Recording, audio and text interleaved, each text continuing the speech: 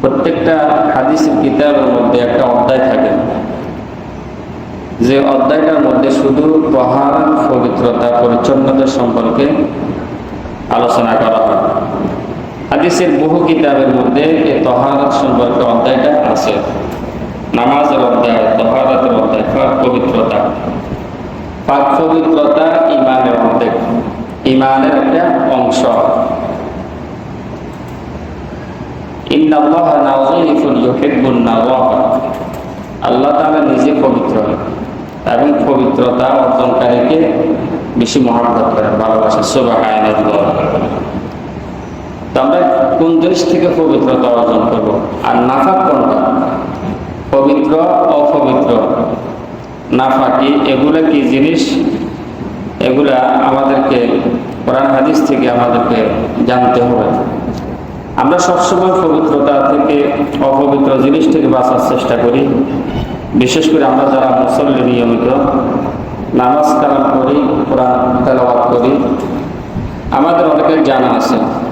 তারপরেও জানা জিনিসটা আলোচনা করা, যদি কোনো ত্রুটি থাকি যায় এটার দ্বারা সংশোধন হয়ে যায়। এই জন্য জানা জিনিসটা, আমাদের জানা জিনিসটা বারবার আলোচনার দ্বারা এটা আরো কি হয়, ভালোভাবে জানা, যাতে এটা ছুটি না যায়। আমরা প্রতিদিন উজু করি, অনেকের উজুর মধ্যে এখনো ভুল আছে। 60-70 বছর, 80 বছর পর্যন্ত আমরা উজু করে আসতেছি। আমাদের খামখেয়ালির মতো উজু করি। আমাদের উজুর দ্বারা কি নামাজ হবে, কোরআন তেলাওয়াত হবে, এটার দ্বারা পরিচ্ছন্নতা অর্জন হচ্ছে কিনা, এটা মানদণ্ডতা হাদিস এবং কোরআনের দ্বারা আমরা যদি মিলে দেখি, অনেকে এটা গুরুত্ব দিচ্ছে না। যেভাবে উজু করার দরকার, যেভাবে পবিত্রতা অর্জন করা দরকার, অনেকে এটা আমরা মানছি না।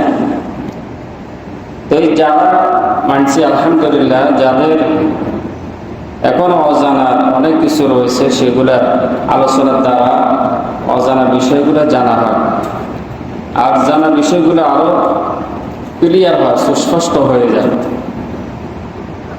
তো কিতাবুত তাহারাত, হাদিসের কিতাব থেকে এবং কোরআনে কারীমের বিভিন্ন আয়াত কারিমা, পবিত্রতা সম্পর্কে যে সমস্ত আয়াতগুলো আছে সেগুলা এই অধ্যায়ের মধ্যে আনা হয়েছে। তো আয়াতের আলোকে আল্লাহর নবী যে কথাগুলো বলছেন, কোরআনের ব্যাখ্যা হচ্ছে হাদিস, কোরআনের ব্যাখ্যা হাদিস। আল্লাহ তাআলা বলছে, ইয়া আইয়ুহাল্লাযীনা আমানু ইযা কুমতুম ইলাস সালাত, তোমরা যখন নামাজের জন্য প্রস্তুতি গ্রহণ করো, তখন কি করতে হবে? উযু করতে হবে। ফাগসিলু ওয়াজুহাকুম ওয়া আইদিয়াকুম ইলাল মারাফিক ওয়ামসাহু বিরুসিকুম ওয়া আরজুলাকুম ইলাল কা'বাইন। এই আয়াতে কারিমার মধ্যে আল্লাহ তাআলা ওযুর মধ্যে যে 4টি ফরজ সেটা বলে দিয়েছেন।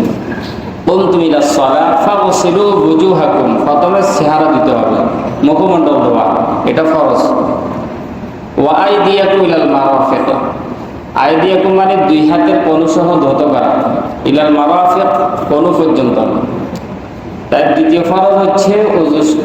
কারো যদি ওযু ফরজ হয়ে যায়, ওযু করা আবশ্যক, তো তারা দ্বিতীয় ফরজটা হচ্ছে কি দুই হাতের কনু সহ ধৌত করতে হবে।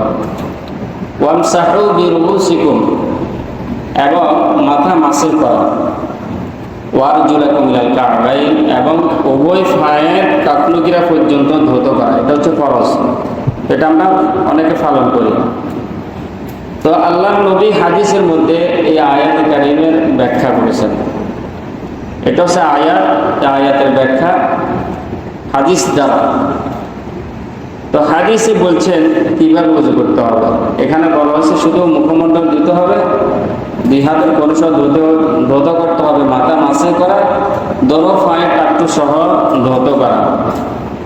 তো এখানে আয়াত কারিমে স্পষ্ট বলে দেওয়া হয়েছে।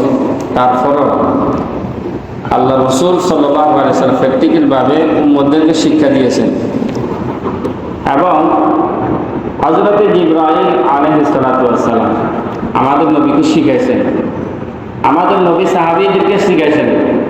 সাহাবায়ে কেরামরা তবে তাবিঈনদেরকে ওযু কিভাবে করতে তা শিখেছেন। আর এখানে এটাও সতর্ক করা হয়েছে, যদি ওযু করার সময় যে সমস্ত অঙ্গগুলা ধোয়া লাগে, ধৌত করতে হয়, এই ধৌত করার জায়গাগুলা যদি এক চুল পরিমাণ যদি শুকনা থাকি যায়, কি থাকি যায়, শুকনা থাকি যায়, তাহলে ওই ব্যক্তির ওযু হবে না। খুব খেয়াল। وقال عليه الصلاة والسلام من ترك موضع شعرة من جنابة لم يغسلها فعل بها كذا وكذا من النار। شعرة من جنابة, যে সমস্ত অঙ্গগুলা ধোয়া লাগে, মুখ ধুত করতে হয়, হাত ধুতে হয়, পা ধুতে হয়, ধৌতকৃত জায়গাগুলো যদি এক চুল পরিমাণ শুকনা থাকি যায়, ওই ব্যক্তির ওযু হবে না।